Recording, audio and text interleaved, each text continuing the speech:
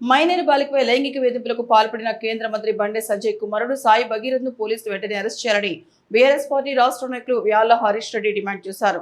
పెద్దపల్లి జిల్లా గోదావరికని పట్టణ చౌరస్తాలో బీఆర్ఎస్ పార్టీ శ్రేణులు పెద్ద ఎత్తున ఆందోళన చేపట్టారు. సాయి భగీరథ చిత్రపటానికి చెప్పులు దండ వేశారు. అనంతరం మాట్లాడుతూ బండి సంజయ్ తన పదవిని ఉపయోగించుకొని కొడుకును కాపాడే ప్రయత్నం చేస్తున్నారని అన్నారు. తన పదవిని ఉపయోగించుకొని, తన కేంద్ర హోంమంత్రి పదవిని ఉపయోగించుకొని మరి రాష్ట్రంలో ఉన్నటువంటి రేవంత్ రెడ్డి అండదండలతో ఇలా పోలీసులపై ఒత్తిడి తెచ్చి ఆ తీవ్రవాదిని, ఆ ఉన్మాదిని అరెస్ట్ చేయకుండా బండి సంజయ్ అడ్డుకుంటుడు.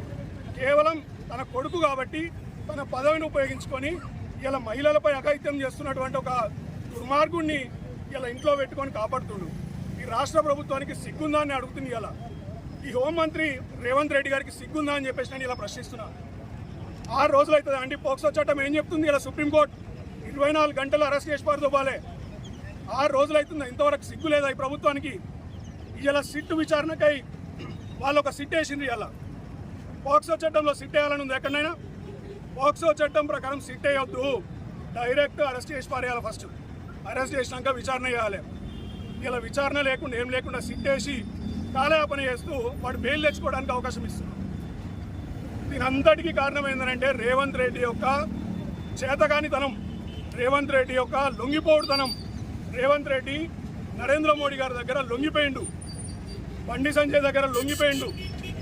ఇలా రాష్ట్రంలో బీజేపీ నాయకుల సైడ్ నుండి మహిళలకు రక్షణ కరువైంది. ఇలా మేము డిమాండ్ చేస్తున్నాం, బండి సంజయ్ ఖచ్చితంగా తన పదవి నుండి రాజీనామా చేయాలి. ప్రతిపక్ష నాయకుడు వేరే పార్టీ వాడు ఎవడు కూడా బండి సంజయ్ రాజీనామా కోరలేదు, కేవలం బీఆర్ఎస్ పార్టీయే.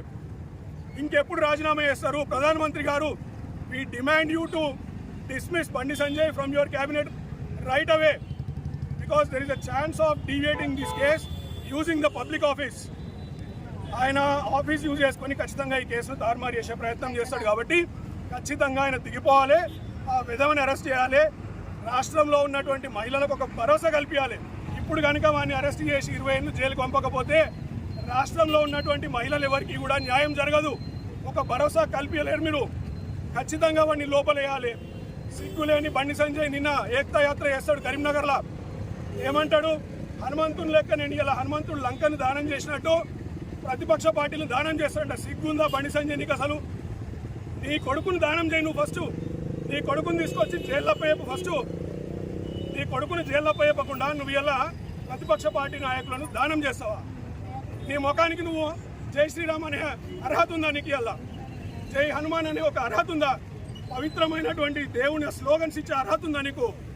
నీ కొడుకునే ఒక దొంగలాగా తయారు చేసావు.